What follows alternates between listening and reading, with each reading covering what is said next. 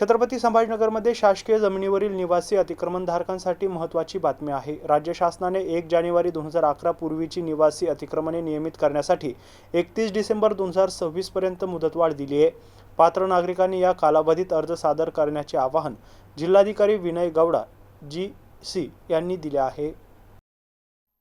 ही प्रक्रिया महाराष्ट्र जमीन महसूल संहिता 1966 आणि संबंधित नियमांनुसार राबवली जाणार असून शहरी आणि ग्रामीण भागासाठी स्वतंत्र यंत्रणा निश्चित करण्यात आली आहे। शहरी भागात वार्ड अधिकारी, नगरपालिका आणि आयुक्त यांच्या माध्यमातून तर ग्रामीण भागात ग्रामसेवक, तहसीलदार यांच्या स्तरावर अर्जांची छाननी होणार आहे।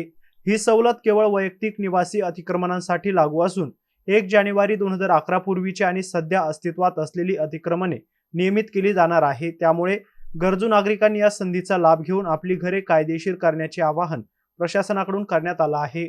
राज्यातील अनेक शहरी आणि ग्रामीण भागात शासकीय तसेच गायरान जमिनीवर मोठ्या प्रमाणात निवासी अतिक्रमणे झाली आहेत।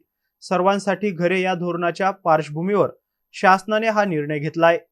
अर्ज स्वीकृती आणि छाननीसाठी विविध स्तरावर समित्या स्थापन करण्यात आल्या असून अंतिम निर्णय संबंधित अधिकाऱ्यांच्या अध्यक्षतेखालील समितीकडून घेतला जाणार आहे।